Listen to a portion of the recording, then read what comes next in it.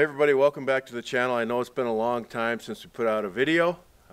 Just had a lot of stuff going on, but we did finally get a door on the log cabin. As you can see, it's a pretty simple door, which kind of goes along with the theme of the little log cabin. And I just basically did 1x10 circle sawn pine. I wanted to do circle sawn because I wanted it to match the logs on the cabin. The problem is around here, if you want circle sawn pine, it's green, really green. And so there's a few challenges when you're making a door with really green lumber. Number one, it's really heavy. And as you can see, when I'm putting it on the shed, you know, it's really heavy. And so because of the weight, it's going to make it want to sag.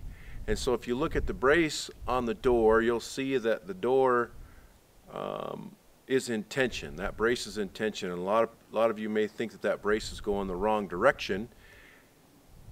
And normally you see braces going the other way from the outside corner of the top hinge down to the bottom hinge, and that would be a brace that's in compression. And that's the brace you would use if you use dry lumber. If you use green lumber and you use a compression brace, it's all going to shrink, and then the compression brace is going to be useless because the wood's going to shrink. It's going to get smaller, and so the two compression points are going to disconnect. So you have to do a brace that's in tension, and as that brace board shrinks, it's going to pull that door up.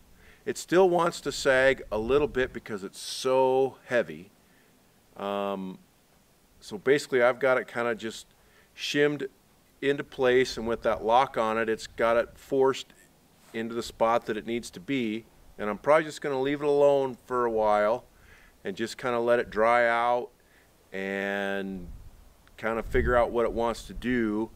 I can always turnbuckle it if I have to. It's a pretty big door. It's about 55 inches wide. It's a pretty big door. But we'll see how it goes. It was a pretty fun project. I used half-lapped joints on the door to keep the weather tight. Those are going to shrink up and probably create about a 1/4 inch gap, which should look nice.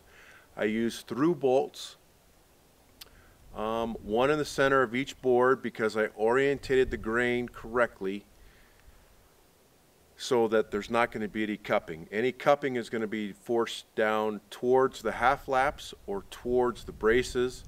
The same way with the braces and the cross members, those are oriented so any cupping is going to be forced towards the 1x10s. And you just orient the grain correctly if you do that. If you look at a board, it's got the rings on it, you know, and those rings are going to want to flatten out, and that's the way the board is going to cup.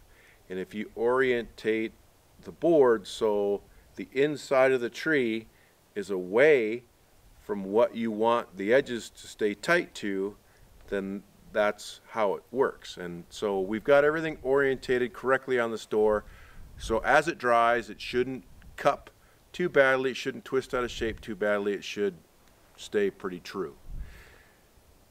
If you want to build a door like this, there's a few things you have to keep in mind when you do that. Make sure that grain is oriented correctly on all the boards, and make sure you decide how you want to build the door. It can be a simple door just like this. All you really need is a top and a bottom cross piece or rails. You just have to make sure that your brace is going the right way. And if you build it out of green wood, you got to build it with a brace that's in tension. Thanks for tuning in, you guys. Be sure and check out my Facebook and Instagram. I started another Instagram page called Rafter Bar Tea. That kind of is our brand here at our place, and so I kind of feature kind of some more ranch type stuff on that Instagram page. Over on the Great Plains Craftsman Instagram page, I'll still kind of focus on, you know, things that we're building and creating. So I'm not sure what we're going to do next, but we'll figure out something. Thanks for tuning in.